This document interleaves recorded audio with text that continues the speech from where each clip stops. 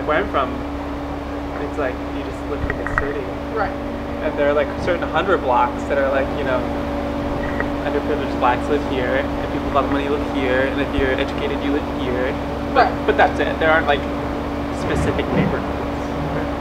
Right. Whereas in Chicago, like people get really attached to what it means to be from a place too. Yeah. Like, I went to school in Hyde Park, and like we always used to joke because I didn't live in Hyde Park. I lived in Oak Park, and it was like nobody would come visit me. Like I would have to have like a party that was planned for like 3 or 4 months to get anybody to come hang out at my house because they were all Southsiders and they didn't want to leave Hyde Park.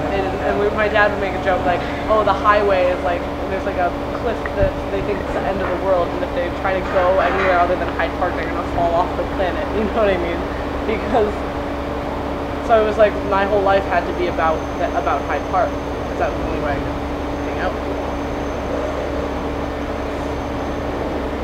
So then I moved to like the extreme north side, and now it's like I still can't get anybody to come up and visit. Yeah, I know, right?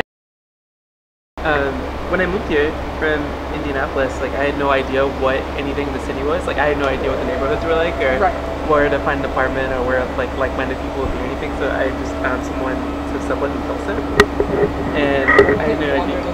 Yeah, I wandered into it by accident, and lo and behold, there were like blocks of privileged white educated elites moving to Pilsen because it's like cheap and affordable, because they're like an art school, you know, and because it's the artist community down there, right? And but then you have like all of the people that have been there for the past 50 some odd years that are really worried about gentrification, and you'd see like ad post-ups in the CTA stop about how can we stop this. Right. Well, that's a weird question too, because there's also the problem like being someone who comes from like a privileged white background who doesn't want to live in a privileged white neighborhood because that doesn't feel right either. You know what I mean? Totally. And it's like, how do you participate in alternative culture? How do you live in a diverse neighborhood, or how do you live with people that you feel connected to in a certain kind of way without being part of the problem? You know.